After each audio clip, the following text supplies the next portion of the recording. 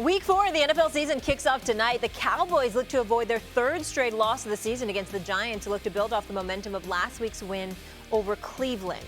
The Cowboys have dominated the Giants, winning 13 of their last 14 matchups. Ouch. Dallas outscored the Giants by 72 points last season, marking the sixth largest scoring margin between division opponents in a season. Jason and Kimberley are here. Hi, guys. Hey, how we doing? Doing good. good. To What see up, you. what up? Game day. I'll ask you this, Jason. More likely tonight, a Dallas blowout or a Giants win? Giants win. I look at this Dallas Cowboys team, and we continue to talk about the deficiencies. They can't stop the run on defense. On offense, they're struggling to get the ball to CeeDee Lamb. This Giants football team, all right, they get blown out by the Minnesota Vikings, but we've seen what the Vikings just did to C.J. Stroud. Daniel Jones played better in games 2 and game 3. I look at this Giants team and what they have up front on defense with Dexter Lawrence, Kayvon Thibodeau, Brian Burns. I think they can get to Dak Prescott.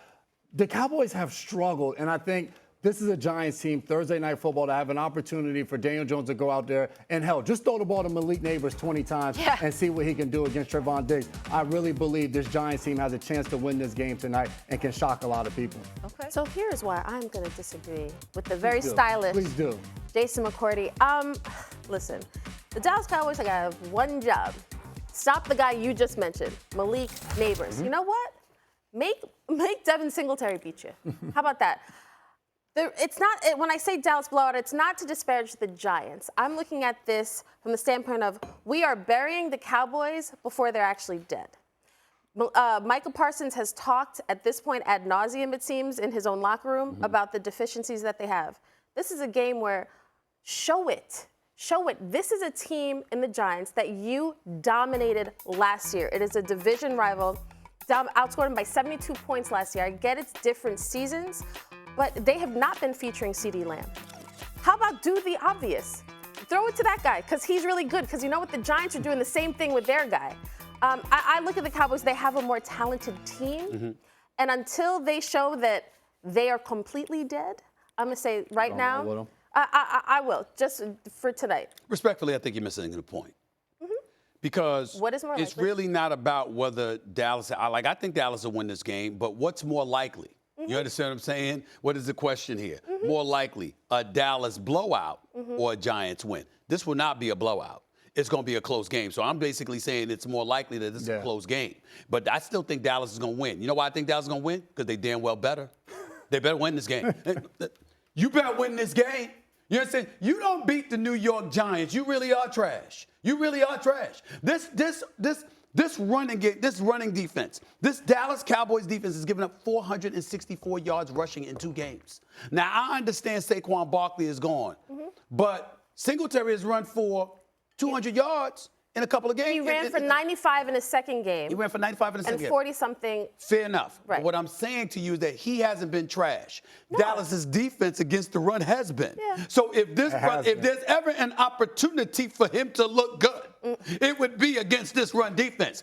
And if he's able to look good against this run defense, when you know Dallas, just imagine how they're chomping at the bit. You are Micah Parsons, you Lawrence and the crew. And Daniel Jones got to step back to pass, throw the ball 30 times. That's what they've been waiting for. The problem with Micah Parsons in this defense is that you can't stop the run. You haven't had an opportunity to get to the quarterback, which is how you eat. That's what you're waiting to do. But Jerry Jones didn't give you the beef. You understand, particularly at the linebacker spot. You're penetrating the front 4, and as a result, you're not even getting touched until you're in their secondary, and these brothers are undersized. So you're going up against a guy like Derrick Henry who's going to stiff arm you all day, or anybody else for that matter. You've got to make sure you are not in that position. So guess what? Singletary, he cannot run the football effectively. If he does, Giants going to win this game. Giants going to win this game. If you can run on Dallas tonight, the New York Giants are going to beat the Dallas Cowboys. And then everything falls apart. Dallas has got to win this game. And we're going to find out whether or not they can stop the run, because that is the way they're going to be able to pull us off. Neighbors is a bad brother, no question. Very good. But you know what? Dak Prescott's 12-0. Last 12 starts. Okay, this brother's been balling against the New York Giants. Had his way, hasn't lost to them since 2016. All right? But what you going to do if you can't run the football? Continue proving my point. Yeah, this is a team that they dominate, right? What are you going to do if you can't run the ball up? I don't know. The same reason we look at the Giants and we say, well, they have one superstar in Malik Neighbors, Yeah. we are, come hella high water, we are getting him the ball. The Dallas Cowboys should be just as aggressive when it comes to using CeeDee Lamb, the guy who actually led the league in targets last year, the guy who deserved to get paid and finally did at the 11th hour of the season starting. If the Dallas Cowboys lose this game, they have an 18% chance of making the playoffs.